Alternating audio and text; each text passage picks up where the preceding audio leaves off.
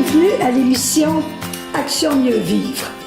Comme à chaque semaine, je vais commencer par faire un retour sur les thèmes abordés la semaine précédente. J'avais parlé des personnes toxiques. Probablement, vous avez déjà commencé le processus, soit d'éliminer, soit d'éviter, soit d'espacer les visites ou appels téléphoniques d'une telle personne. Je vous invite à être patient là-dedans. Ça fait des années probablement que les personnes sont dans votre vie et que vous endurez telle situation.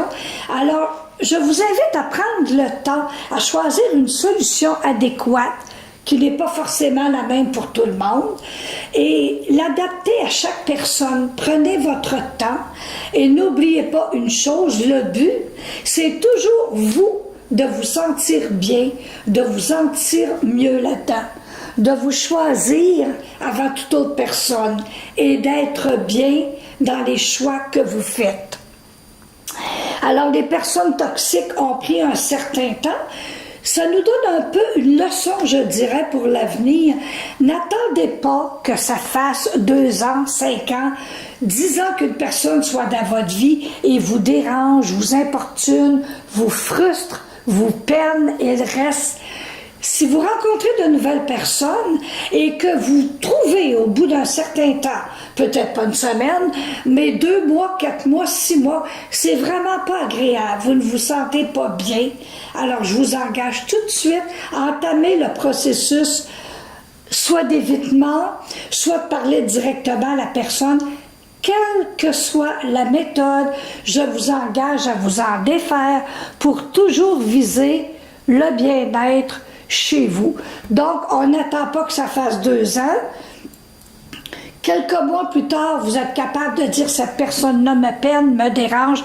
Alors, je qualifie que c'est une personne toxique et je vais prendre action maintenant. On n'oublie pas, action, mieux vivre, ça veut dire toujours prendre action afin de mieux vivre.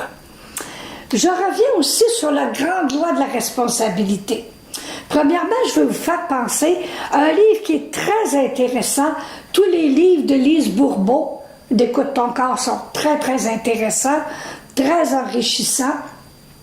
Mais il y a le tout premier livre de Lise Bourbeau, Écoute ton corps, qui parle en long et en large de la loi de la responsabilité. C'est très, très bien fait. C'est très simple, il y a de beaux exemples, je pense que vous allez beaucoup apprécier et ça va boucler un peu la boucle de tout ça, de ce thème-là. Ce qu'il faut se souvenir dans la loi de la responsabilité, pour vous, et qui est d'une extrême importance, c'est que partez avec le principe qui dit « les gens qui vous ont fait de la peine, qui vous ont nui, qui vous ont fait du tort, sont entièrement responsables de ce qu'ils ont fait. » Ça, on ne sort pas de ça.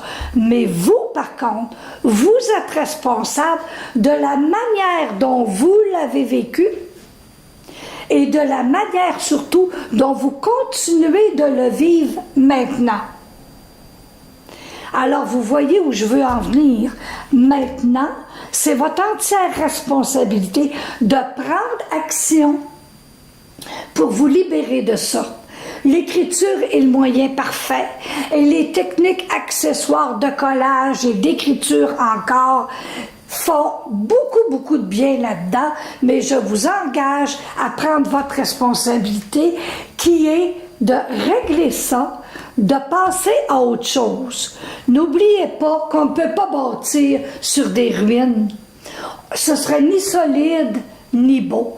Alors, la grande loi de la responsabilité, vous prenez votre responsabilité, comment vous continuez de vivre ça. Probablement que vous avez remarqué une personne qui parle de sa mère ou de son père ou de sa sœur, qui lui a fait telle chose, ça fait 20 ans. Elle en parle encore aujourd'hui, puis elle est toujours autant en colère.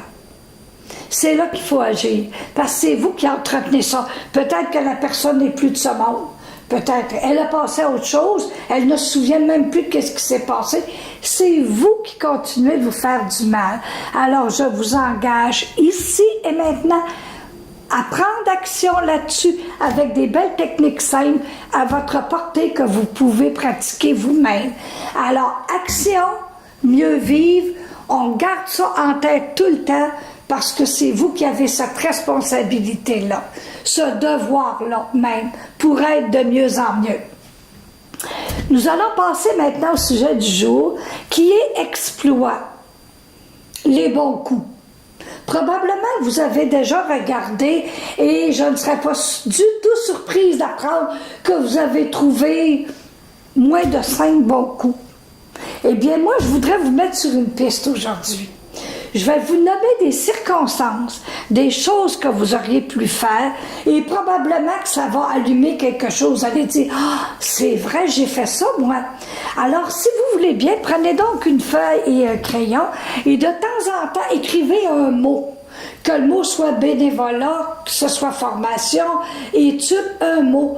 Comme ça, quand vous serez vraiment prêt à faire la liste officielle de vos bons coups, qu'on appelle vos exploits, quand vous serez prêt à les afficher, vous aurez des pistes parce que je peux vous garantir par expérience que vous avez beaucoup plus de bons coups, d'exploits que vous ne le pensez.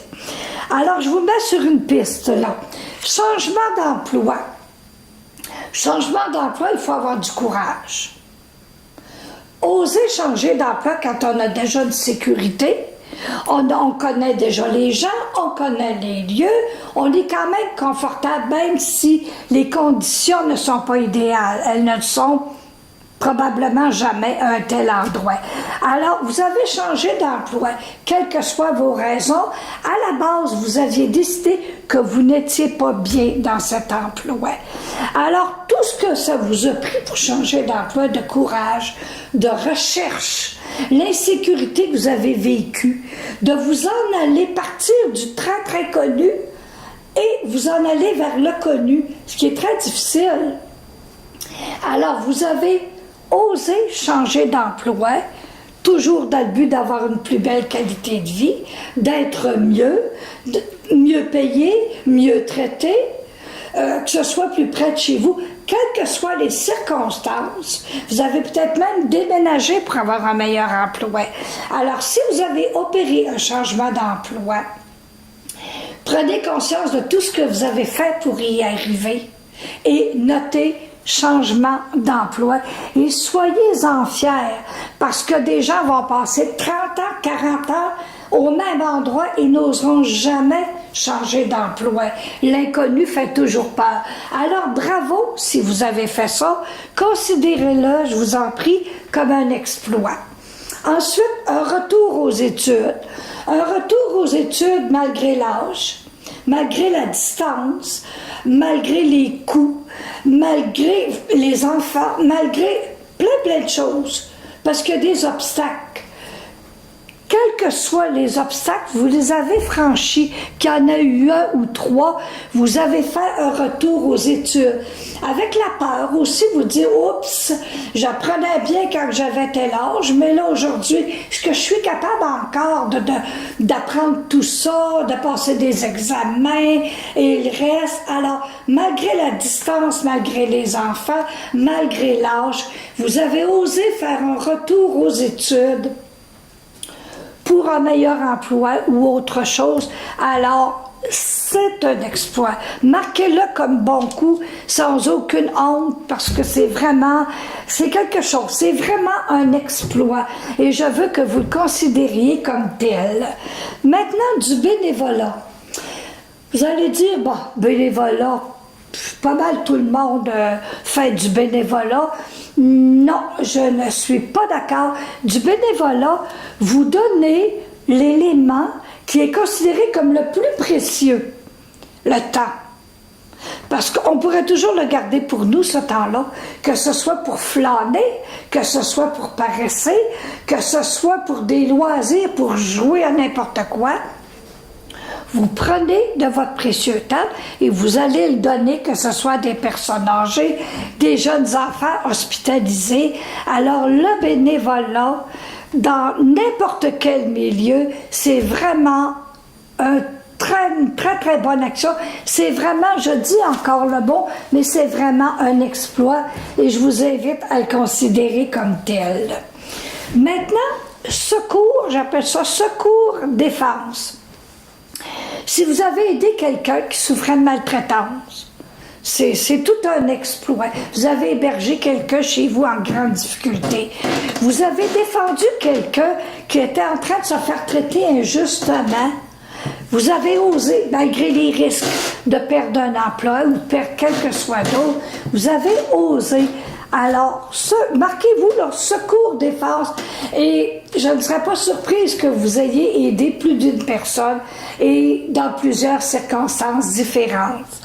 Alors, réconciliation. Réconciliation. Avez-vous trouvé un jeune, un ado souvent, qui a quitté le lit familial, qui ne veut plus rien savoir de sa famille? La famille est inquiète et vous avez provoqué une réconciliation. Une de vos amies qui ne voyait plus ses parents, qui sont de plus en plus âgés, qu'elle ne voit plus depuis des années pour une bouderie, quelque chose de tout à fait banal, là.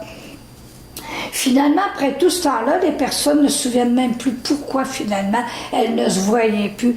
Alors, vous avez réconcilié ces gens-là.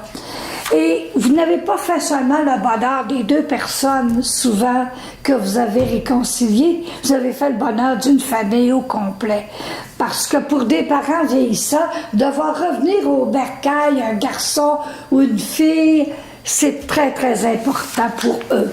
Alors, une réconciliation réussie, c'est très important. Mettez-le comme bon coup également. Adhésion à un groupe et thérapie.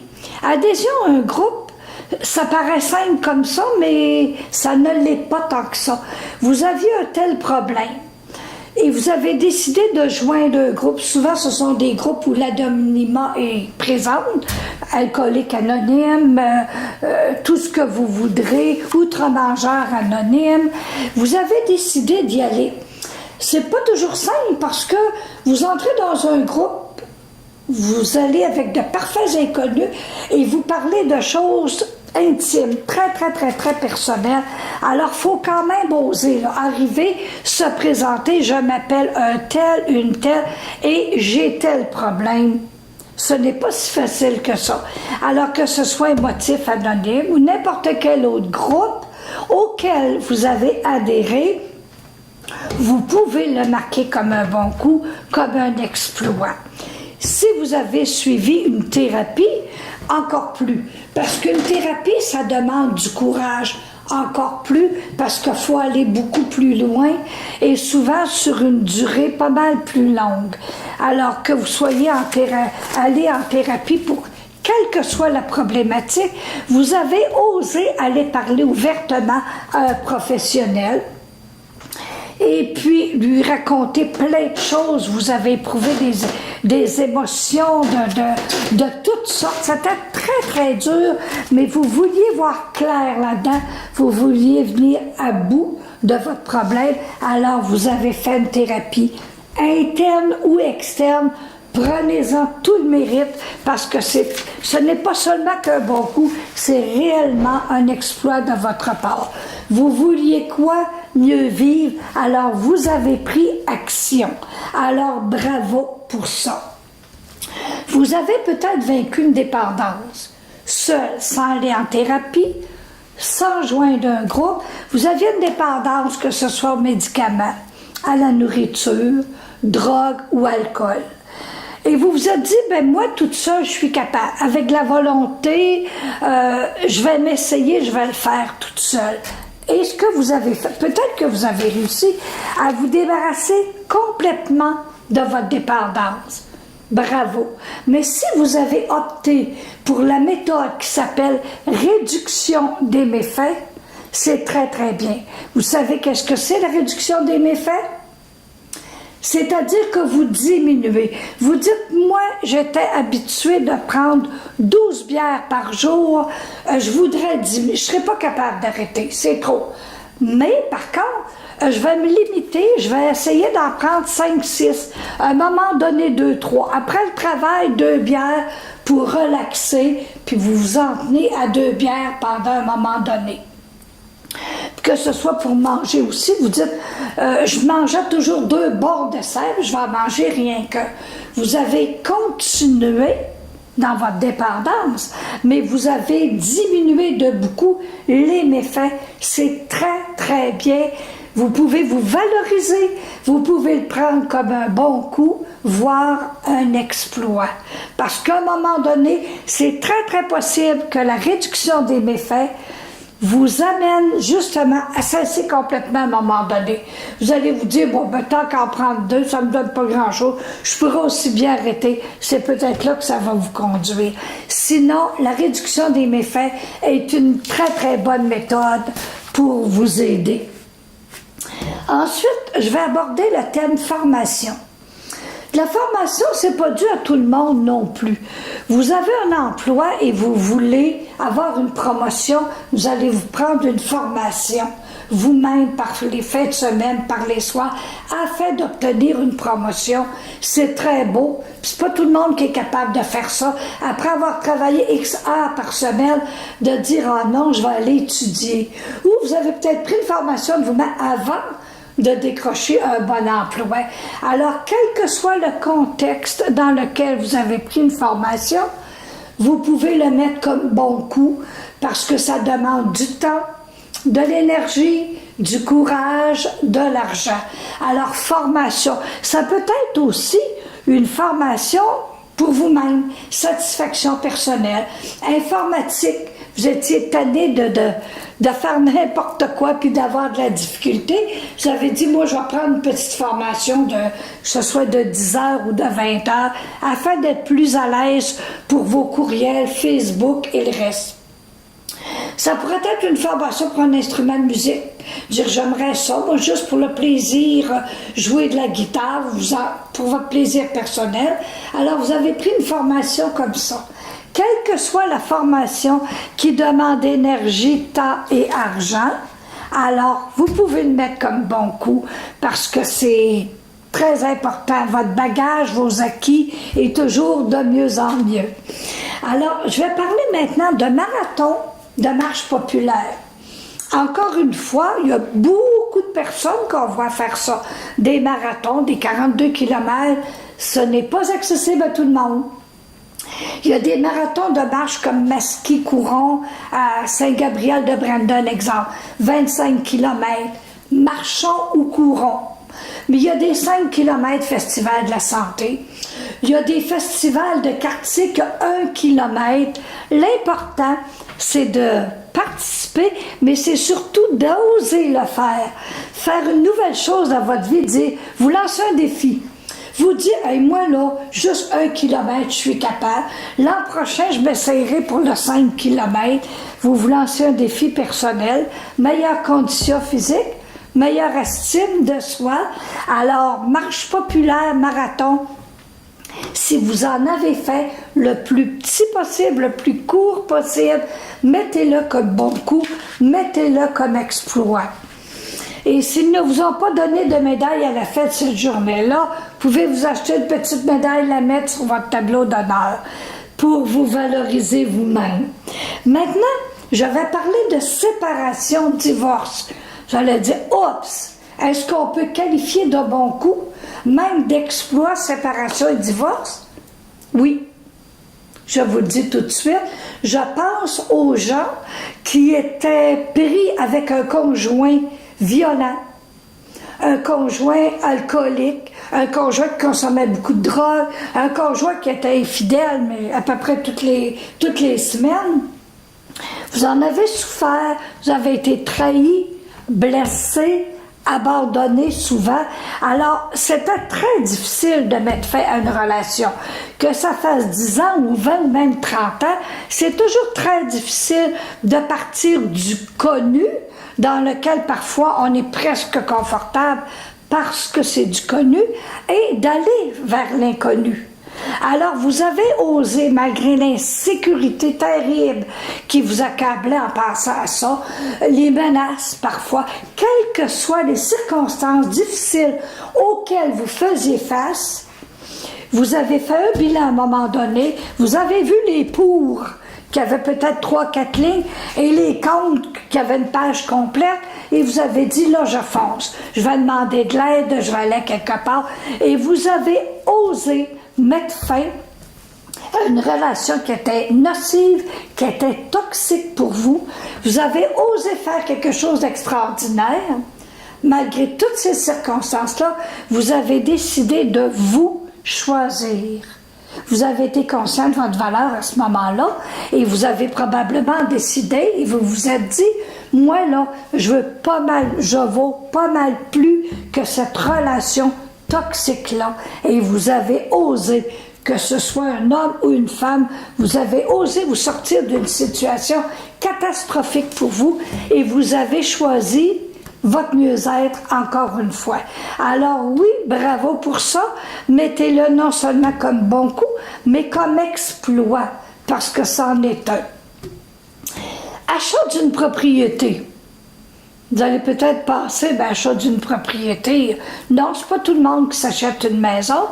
Et pour avoir passé par là, je peux vous dire que, et d'avoir connu plein de gens qui ont passé par le processus initial qui consiste, il faut s'avancer de l'argent pour le comptant, pour le paiement initial. Alors, il y en a qui vont dire adieu aux vacances pendant 5 ans. Fini les sorties, fini les restos, fini le cinéma. Parfois, il y en a qui vont se prendre un deuxième emploi. D'autres personnes vont se mettre à faire du temps supplémentaire, des heures supplémentaires. Alors, il y a eu beaucoup, on dit sacrifice, mais il y a eu beaucoup de privation pour, à un moment donné, avoir l'argent pour acheter une maison, pour votre famille et pour vous. Alors ça, quand on parle d'action mieux vivre, ce processus-là pour acheter sa première maison, c'est vraiment d'avoir pris action pour mieux vivre. Non seulement pour vous, mais pour toute votre famille également. Alors, l'achat d'une propriété, oui, c'est un exploit et je vous invite à l'inscrire et à l'afficher comme un exploit. Ensuite, des travaux manuels. Vous savez qu'il y en a qui n'ont jamais pris de cours d'à peu près rien, et puis des hommes qui disaient, faudrait peut-être finir le sous-sol. Ils ont eu de la misère, ils ont consulté les vendeurs dans le département des matériaux de construction, consulte un voisin, consulte un beau-frère, ouvre le livre sur le bricolage. Bref, avec tous ces efforts-là, ils ont réussi, vaille que vaille, à faire un sous-sol, d'autres une remise, d'autres c'est un patio, d'autres c'est d'autres choses. Mais j'aimerais ça que vous preniez le temps d'en être fier, d'en être conscient et dire, hey, c'est vrai que j'ai travaillé, ça m'a pris X mois à faire telle chose, j'en ai travaillé, j'ai été consulté, ça a été difficile, et d'être fier de ça, parce que c'est gros, puis c'est pas dû à tout le monde. Combien de femmes ont fait des catalogues? Ça prend des mois, ça peut prendre une année complète. Des courtes pointes. Et courtes pointes, on peut qualifier ça comme une œuvre d'art. Alors, œuvre d'art et exploit, on est dans les mêmes eaux, là. Alors, qui ont fait des choses extraordinaires. Ceux qui ont fait de la peinture, sans même prendre une formation, où vous avez pris une courte formation et vous êtes mis à vous exprimer par la peinture. Alors, toutes ces choses-là que vous avez faites, regardez chez vous, regardez sur votre terrain, une belle balançoire qui a été faite, regardez et vous dites, hey, c'est moi qui ai fait ça. J'en suis fière, bravo, et puis mettez-le comme exploit. Là, probablement, vous allez manquer de découpures de journaux, de belles images, de belles photos. Mais il n'est pas trop tard de prendre des belles photos de plein de choses que vous avez accomplies. Il est encore temps. Ceux qui dessinent, je vous invite à dessiner, même si c'est un peu abstrait, n'importe comment. Et je vais vous montrer quelque chose pour vous montrer que c'est pas seulement que des images, des photos, des titres aussi. Vous voyez ça ici, c'est très vieux. C'était pas pour être exposé à nulle part. Je vous en prie, prenez-le là, seulement comme exemple. Vous voyez, je découpais des gros titres, des photos, et je mettais ça, et parfois je mettais un titre. Puis je faisais une couverture en arrière et j'écrivais. Alors c'est simplement pour ceux qui sont très visuels de dire, je me demande bien qu'est-ce qu'elle veut dire avec ces histoires de collage. Ça ressemble à ça. C'est aussi simple que ça. C'est à peu près n'importe comment. J'ai d'autres choses ici, c'est un cahier. C'est vieux, il y a des dates 2013 là-dedans. Alors, j'ai toujours écrit plein de choses et collé, exprimé des choses que je voulais faire.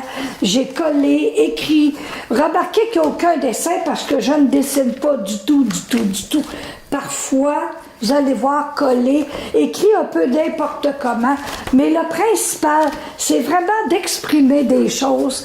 Et c'est très enrichissant, des années plus tard, de relire ça, de dire, tiens, j'ai de la suite dans les idées, je voulais ça, et puis regarde où je suis rendue. C'est très, très bon parce que vous faites un beau suivi également. Alors, pour les exploits, je pense que vous en avez assez. Pour le collage, vous avez une bonne idée. Et j'ai un beau mot pour vous aujourd'hui. Le mot florilège. F-L-O-R-I-L-E, accent grave, G-E. Je regardais ce mot-là qui m'est venu à un moment donné cette semaine. Je pensais à vous autres et à vos collages. Et j'ai vérifié dans le dictionnaire. Je me disais, florilège, c'est de ça que je leur parle depuis quelques jours. Alors, c'était écrit « Sélection d'œuvres remarquables ». J'ai trouvé ça très beau. Puis je me disais, c'est exactement qu'est-ce qu'ils sont en train de faire. Une sélection d'œuvres remarquables. On parle de bons coups, d'exploits, mais j'ai retenu ça et je trouvais ça très beau. Parce que j'emploie parfois le mot scrapbook, qui n'est pas très français, je m'en excuse, mais vous pouvez prendre un cahier ordinaire, un cahier Spirale, un cahier Canada, pour coller. Le principal, c'est que tous vos bons coups, vos exploits, soient affichés, soient exposés. Je vous demande de le faire consciemment. On ne prend pas un paquet d'images, dire je vais coller ça, ça veut dire ça. Consciemment, quand vous collez votre image et vous collez vos mots, prenez-en conscience. Vous allez réaliser une chose. Et je veux que vous le notiez vraiment sur une feuille à part. Vous allez découvrir des qualités. Vous allez découvrir des forces. Vous allez découvrir des dons. Vous allez découvrir des aptitudes, des talents. Vous allez découvrir ça et vous allez pouvoir mettre des mots là-dessus. Vous allez dire, je ne me pensais jamais bon comme ça là-dedans. Vous allez dire, je t'adore bien débrouillard pour tout faire ça tout seul. J'étais un entrepreneur, j'ai été un médiateur, j'ai été un communicateur, vous allez voir, puis notez-le. Je vais vous dire où est-ce que ça nous amène tout ça. Quand vous allez avoir exposé vos choses, bien affichées, très consciemment, vous allez trouver toutes ces qualités-là, ces aptitudes, et vous vous en allez vers une meilleure connaissance de vous-même. C'est bien certain. Une confiance en vous plus grande. Fait avec tout ce que vous avez accompli, c'est sûr que votre confiance en vous va être plus grande. Votre estime de vous-même va être rehaussée. C'est immanquable. Avec toutes vos belles choses que vous avez faites, vos chefs-d'œuvre, vos œuvres remarquables, alors votre confiance en vous ne sera plus pareille. Ni votre estime de vous-même, vous allez mieux vous connaître. Et ça nous amène où ça? Ça nous amène vers la réussite. Parce qu'on ne peut pas réussir si on ne se connaît pas bien, si on n'est pas conscient de nos atouts, de nos forces et tout, on ne peut pas. Notre estime de nous-mêmes doit être quand même assez haute si on veut réussir quelque part. Alors, avec tout ce que vous allez découvrir de perles dans vos bons coups, vous pouvez écrire chaque mot. Et parce que je m'en vais à une image. Plus vous allez avoir une image positive de vous-même, plus vous allez être conscient de votre valeur. Parce qu'il le faut, là. Vous allez avoir une belle image positive. Là, vous allez dire, hey, j'ai bien plus de valeur que je pensais. Je suis capable de faire ça, je suis capable de faire ça, j'ai été capable de faire ça, je suis encore capable de faire ça. Alors, veux pas votre valeur, vous allez en être conscient de jour en jour et de plus en plus. C'est pour ça qu'il est très important de le noter. On s'en va où avec ça? Pardon. S'apprécier et s'aimer. Vous allez être capable de vous apprécier avec tout ce que vous avez fait. Avec toutes les belles découvertes que vous faites de jour en jour, vous allez être capable de vous apprécier. Vous allez être capable de vous aimer inconditionnellement. Inconditionnellement veut dire tel que vous êtes. Imparfait, vos faiblesses, mais avec vos forces, vos acquis, vos talents, vos belles qualités, vous allez être capable de vous aimer un peu plus, de vous apprécier aussi. Vous êtes capable d'aller de l'avant maintenant avec ce que vous avez. Vous avez une longueur d'avance sur n'importe qui voudrait se fixer un but et l'atteindre. Parce que nous en allons là. La semaine prochaine, nous allons parler de but et comment atteindre un but. C'est pour ça qu'il est très, très important de mieux vous connaître, d'avoir votre confiance en vous, d'avoir un peu plus d'assurance.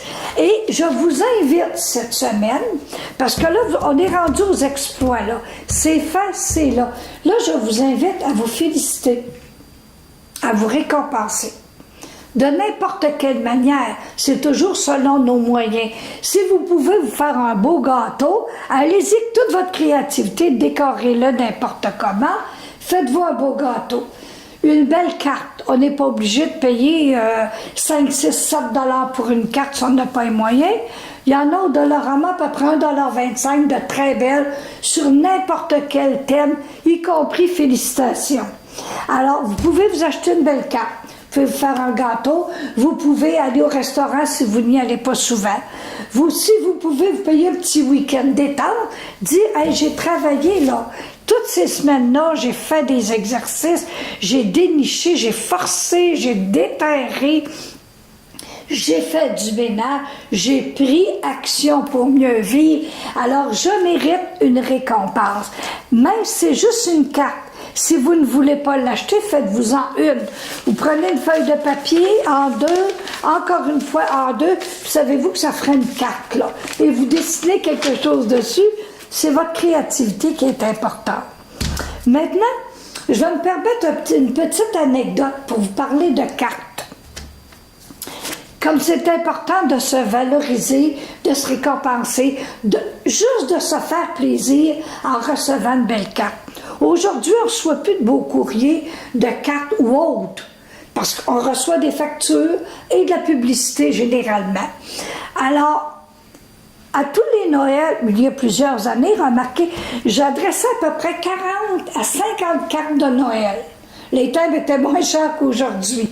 Alors, mais je les choisissais, c'était toute une aventure. Une belle musique de Noël, je sortais mes cartes et je les adressais.